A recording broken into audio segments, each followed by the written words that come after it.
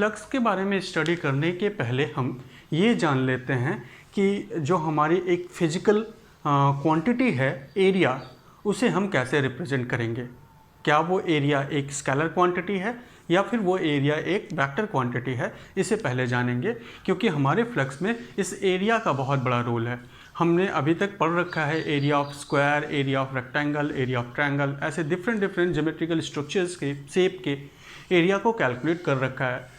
तो हमें ये जानना है कि क्या जो एरिया हम कंसिडर करते हैं वो एक स्केलर क्वांटिटी है या वेक्टर क्वांटिटी। तो हम अपने कैलकुलेशन में जब कुछ ऐसे भी कैलकुलेशन होते हैं, कुछ कैलकुलेशन में हम एरिया को वेक्टर क्वांटिटी कंसिडर करते हैं। उस एरिया को वेक्टर क्वांटिटी कंसिडर, जिसको मैंने यहाँ पे लिख रखा है, in some calculation it is useful to choose area as a vector quantity. हम एरिया को क्या कंसिडर करते हैं? Vector quantity. फॉर एग्जाम्पल, जब हम एरिया को वेक्टर क्वांटिटी कंसिडर करने का मतलब mostly a plane surface means a surface made up of two axes, दो एक्सेस मिलके जो सरफेस बनता है उसी को हम प्लेन सरफेस कंसिडर करते हैं। जैसे प्लेन ऑफ पेपर, एक पेपर का प्लेन ले लिया गया, एक रेक्टेंगुलर सेक्शन ले लिया गया, एक स्क्वायर ले लिया गया, this all are plane surface. ठीक है, एक प्लेन सरफेस हो या फिर एक प्लेन सरफेस को हम कंसिडर करें या फिर एक कर्व सरफेस के स्मॉल एलिमेंट्स को कंसिडर करें, that is the small element of a curve surface.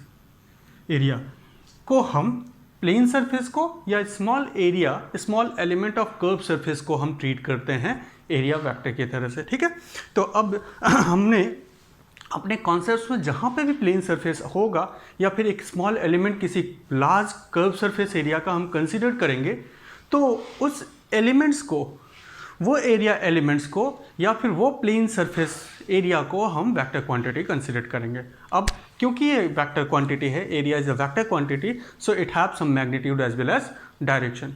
अब मैग्नीट्यूड है तो हमें एरिया की मैग्नीट्यूड जो होगी बच्चों, it's magnitude is always equals to the magnitude of area. जो भी एरिया हम कैलकुलेट कर रहे हैं उस एरिया की जो एरिया वेक्टर होगी उसकी मैग्नीट्यूड उस गिवन शेप जिसके एरिया को हम निकाल रहे हैं उसके बराबर हो जाएगी। जैसे एरिया ऑफ स्क्वायर अगर हम कैलकुलेट करें तो it will B side square, area of rectangle length into breadth. इस तरीके से मैग्नीट्यूड कैलकुलेट करने के लिए जो भी एरिया का कॉन्सेप्ट है, मैग्नीट्यूड फाइंड करने के लिए गिवन सरफेस एरिया का, वो हम लगाएंगे। बट अब डायरेक्शन का कॉन्सेप्ट आता है कि एरिया का डायरेक्शन किधर होगा। तो हम, ये बहुत इंपॉर्टेंट चीज़ है जानना कि एरिया के डायरेक्शन को कैसे रिप्रेजेंट करेंगे। तो देखो यहाँ पे मैंने लिख रखा है the direction of area is taken so that the vector, कौन सा vector? Area vector, point outward if the surface is closed. Surface अगर क्लोज है तो उस सरफेस से जो एरिया वेक्टर का डायरेक्शन होगा वो हमेशा पॉइंट करेगा आउटवर्ड फ्रॉम द सरफेस। अब ये क्लोज सरफेस क्या है? सरफेस क्लोज होने का मतलब क्या है, इसको मैं अभी आपको रिप्रेजेंट करूंगा, अभी बताऊंगा, डिस्कस करूंगा कि what will be the close surface. तो अभी हमें ये कंसिडर कर लिया है कि डायरेक्शन हमें एक क्लोज सरफेस से कैसा लेना है, just outward, pointing from the centre of a close surface to outward direction, outward space में पॉइंट करता हुआ हमारा एरिया होना चाहिए। साथ में अगर वो क्लोज सरफेस ना हो, if the surface is not considered to be close, the direction is chosen in such a way that the angle, ये बहुत इंपॉर्टेंट चीज है, the angle between the area vector के बीच का एंगल और जिस क्वांटिटी से है, जिस क्वांटिटी को हम एरिया वेक्टर के साथ रिलेट करके स्टडी कर रहे हैं, जो भी क्वांटिटी हो, वेलोसिटी हो, वॉल्यूम हो, जो भी क्वांटिटी, इलेक्ट्रिक फील्ड हो, फिजिकल नंबर्स हो, ये जो भी क्वांटिटी हम एरिया वेक्टर से रिलेट कर रहे हैं वो क्वांटिटी और एरिया वेक्टर के बीच में जो एंगल होना चाहिए वो हमेशा कैसा होना चाहिए? लेस देन 90 डिग्री होना चाहिए। ये बहुत इंपॉर्टेंट चीज़ हम अपने दिमाग में एडजस्ट करके रखेंगे कि द डायरेक्शन ऑफ, अगर हमारा क्लोज सरफेस है then it will be very simple to find the area. हम क्या करेंगे, सेंटर से, क्लोज सरफेस के सेंटर से आउटवर्ड डायरेक्शन की तरफ एरो पॉइंट कर देंगे and this arrow represent the direction of area vector. ठीक है, in such a way that the arrow is always perpendicular to the surface pointing outward। But अगर हमारा सरफेस जो है वो कर्व सरफेस है और उस कर्व सरफेस का एक स्मॉल एलिमेंट हम लोग लिए हुए हैं, तो वो स्मॉल एलिमेंट जो हम कंसिडर कर रखे हैं या एक प्लेन सरफेस कंसिडर कर रखे हैं, तो उस प्लेन सरफेस से लिंक होने वाली जो भी क्वांटिटी होगी उस क्वांटिटी और एरिया वेक्टर के बीच में हमेशा एंगल कैसा होना चाहिए, हमारा एंगल हमेशा 90 डिग्री से कम होना चाहिए। फॉर एग्जांपल जैसे मान लेते हैं कि ये हमने कंसिडर किया कि इस डायरेक्शन में विंड ब्लो हो रहा है, this is the direction of wind. एक कमरे को कंसिडर करते हैं, उस कमरे में एक विंडो है, उस विंडो से हमारे तरफ विंड आ रही है। तो since wind have some velocity, तो द वेलोसिटी ऑफ विंड को हम कैसे लिख सकते हैं, let the velocity of wind is v metre per second. ठीक है, वेलोसिटी विंड का क्या लिया हमने, v मीटर पर सेकेंड। अब अगर हम इसमें ये विंड जिस एरिया से होता हुआ आ रहा है, तो अब हमें ये जानना है कि उस एरिया को हम कैसे रिप्रेजेंट करें। तो मान लिया जाए कि हमने उस एरिया को ऐसे रिप्रेजेंट कर रखा है, दिस इज द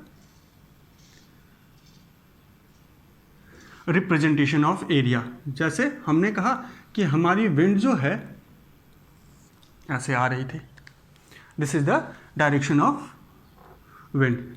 यूं हमारे विंडो के थ्रू विंड हमारे कमरे के अंदर एंटर कर रही है। तो मान लिया जाए कि ये विंड इस डायरेक्शन से आ रही है और इस डायरेक्शन से विंड हमारी लेफ्ट से राइट की तरफ आ रही है और उसकी वेलोसिटी कितनी है, v मीटर पर सेकेंड।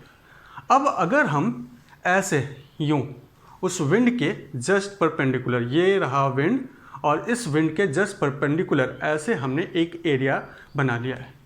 तो कि अब हमें ये पता करना है कि यहाँ हम जो समझाना चाह रहे हैं कि इस एरिया जो विंड को के लिए हमने एरिया कंसिडर किया है, let this physical representation is equals to breadth and this will equals to length. So इसका एरिया मैग्नीट्यूड ऑफ एरिया क्या हो जाएगा, this will equals to, it means हमारा जो विंडो है वो रेक्टेंगुलर है और उसका एरिया कितना हो जाएगा, उसको हम लोग लेंथ इनटू ब्रेथ के साथ लिख सकते हैं। अब साथ में हमें ये रिप्रेजेंट करना है कि ये जो एरिया है उसकी डायरेक्शन किधर है। तो अब हम देखेंगे बच्चों कि हमने अभी यहाँ पे लिख रखा है कि if the area is not close, ये प्लेन सरफेस एरिया क्लोज नहीं है। क्लोज क्या होगा अभी इसके बारे में डिस्कस करेंगे। प्लेन सरफेस एरिया दो एक्सिस के कॉम्बिनेशन से बना हुआ था। This plane surface area is इधर X Y plane, Y Z plane और एक्स जेड प्लेन होगा। तो अब जो इस एरिया का हमें वेक्टर लेना है, इस एरिया वेक्टर को जो रिप्रेजेंट करना है वो मैंने लिख रखा है, if the area is not close the angle between the area vector and the quantity is always less than 90 degree. तो ये वेलोसिटी ऑफ विंड हो गया। अब हमें क्या करना है, एरिया वेक्टर हमेशा प्लेन सरफेस पे नॉर्मल होगा, 90 डिग्री का एंगल बनाएगा। अब ये 90 डिग्री का एंगल हमें, क्योंकि अटैचमेंट विंड की इस डायरेक्शन में हो रही है, तो हम ऐसे कंडीशन पे जो एरिया वेक्टर लेंगे वो एरिया वेक्टर इस डायरेक्शन में परपेंडिकुलर ले लेंगे। So the direction of area vector is always perpendicular to the window and pointing towards the direction of wind, जिस डायरेक्शन में विंड फ्लो हो रहा है। तो अब यहाँ पे इस एरिया से जो विंड अटैच हो रही है इसको हम कहेंगे फ्लक्स। किसका, velocity of wind, flux of wind velocity. अब फ्लक्स ऑफ विंड वेलोसिटी को हम लिखेंगे बच्चों, यहाँ पे हमने क्या कैलकुलेट किया, किसी भी कमरे में विंड का आना, हवा का आना किसी पर्टिकुलर विंडो से क्या कहा जाएगा, फ्लक्स ऑफ विंड वेलोसिटी। कितना विंड वेलोसिटी उससे अटैच हो रही है। तो अब अगर हम लिखें तो हम क्या लिखेंगे, ये फ्लक्स ऑफ विंड की वेलोसिटी को हम लिखेंगे it will equals to velocity is a vector quantity और साथ में area is also a vector quantity. ठीक है, तो वेलोसिटी का क्या है यूनिट, मीटर पर सेकेंड, और एरिया का मीटर स्क्वायर, तो हो जाएगा metre cube per second. So the flux of wind velocity is given by v velocity vector into area vector, और इसको हम लोगों ने किससे इसकी यूनिट क्या आई, वॉल्यूम पर सेकेंड। ठीक है, तो ये हमें फ्लक्स। अब अगर ये विंड ना आके हमने मान लिया यहाँ पे हमने एक पाइप लगा रखी थी, सिलेंड्रिकल पाइप रख रखी थी और उससे लिक्विड फ्लो हो रहा है, तो लिक्विड की भी वेलोसिटी की वेलोसिटी का फ्लक्स निकाल सकते हैं। तो अगर ये विंड के जगह पे क्या होता, लिक्विड फ्लो हो रहा था, तो हम क्या कहते हैं, फ्लक्स ऑफ लिक्विड वेलोसिटी। ठीक है, सिमिलरली अगर हम कह रहे हैं कि मान लिया जाए कि इस डायरेक्शन से ढेर सारे एरो, तीर चलाए जा रहे हैं, इस तरीके से इस डायरेक्शन से किसी ने तीर चलाना शुरू किया, ढेर सारे एरो हमारी तरफ शूट करना शुरू किया। अब उस एरो को रोकने के लिए हमने एक सरफेस लिया और उस सरफेस को ऐसे एडजस्ट कर लेंगे, तो जितने भी एरो उस सरफेस पे आके अटैच होंगे, this will gives the area will gives the flux of that number of arrows. ठीक है, तो हमें ये पता चल जाएगा what will be the number of arrows, flux of arrow कितने अटैच हुए हैं उससे हमारे गिवन एरिया से, this will gives the flux. Okay, तो अभी हमने ये जाना कि अगर सरफेस हमारा क्लोज नहीं है तो हमारा एरिया वेक्टर कैसे लेना है, normal to the surface pointing to the direction और in such a manner that the quantity as well as direction makes direction of area vector makes angle less than 90 degree और 90 degree. ठीक है, अब हमें ये जानना है कि क्लोज सरफेस क्या होता है। तो क्लोज सरफेस बच्चों ऐसे सरफेस को हम कंसिडर करते हैं जिस सरफेस का, तो यहाँ मैं क्लोज सरफेस की डेफिनेशन लिखने जा रहा हूँ, तो उससे पहले मैं ये बता दूँ कि क्लोज सरफेस एक ऐसा सरफेस जो चारों तरफ से बंद हो। जैसे हमने एक बल्ब लिया और उस बल्ब को एक डब्बे में रख दिया, मिठाई के डब्बे में रख दिया, अब उस डब्बे को चारों तरफ से क्लोज कर दिया है। अब अगर हम उस डब्बे के अंदर जो बल्ब है उसे अगर हम ब्लो करते हैं, जलाते हैं, ऑन करते हैं, तो अगर उस डब्बे आउटवर्ड वर्ल्ड में, आउटर स्पेस में, अगर उस डब्बे से जिसमें एक बल्ब जल रहा है उसका एक भी रेडिएशन लाइट, एक भी लाइट बाहर निकल के नहीं आती है, तो उस डब्बे को हम क्या कंसिडर करेंगे, क्लोज सरफेस। ठीक है, हमने क्या किया, इसी तरह से हम कह सकते हैं कि हमारे इस कमरे में मैंने एक बल्ब जला दिया और कमरे के सारे जितने भी एरिया है जिससे एयर हमारे कमरे के अंदर आ रहा है उसे मैंने क्लोज कर दिया। अब अगर इस कमरे से उस बल्ब की रेडिएशन लाइट बाहर नहीं जाती है तो ये कमरा क्या कहा जाएगा, this room is considered to be close surface. ठीक है, तो हम इस तरीके से क्लोज सरफेस समझ सकते हैं, ऐसा सरफेस जो कहीं से पंचर ना हो। अगर वो कहीं से पंचर है then that surface is not considered to be close surface. तो क्लोज सरफेस जानने के लिए हमें क्या करना है, हम सीधे कंसिडर करते हैं, हमें अगर ये जानना है कि क्या सरफेस क्लोज है या नहीं, तो हम अपने दिमाग से, माइंड से वर्चुअली उस सरफेस के अंदर एक सोर्स ऑफ लाइट रखेंगे और कंसिडर करेंगे, हम इमेजिन करेंगे कि उससे लाइट, उस सरफेस से लाइट अगर बाहर नहीं आ रही है तो वो सरफेस कैसा है, क्लोज्ड। ठीक है, अदरवाइज अगर लाइट बाहर आ जा रही है तो वो सरफेस क्लोज नहीं कहा जाएगा। तो अगर हम क्लोज सरफेस की डेफिनेशन बनाएं तो हम ये कह सकते हैं कि क्लोज सरफेस एक ऐसा सरफेस है जिससे अगर अंदर से, from the inside of the inner portion of the close surface, outer surface में अगर हम जाना, आउटर स्पेस में जाना है तो विदाउट पेनेट्रेटिंग द सरफेस हम नहीं जान सकते हैं। ठीक है, तो क्लोज सरफेस की डेफिनेशन क्या लिखेंगे, क्लोज्ड सरफेस।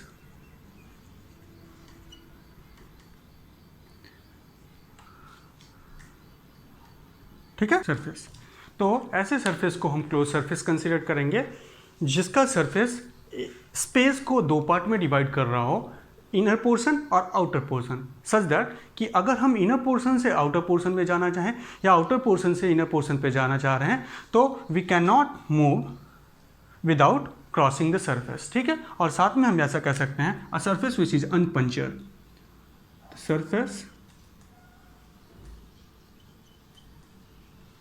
Which is अनपंचर्ड,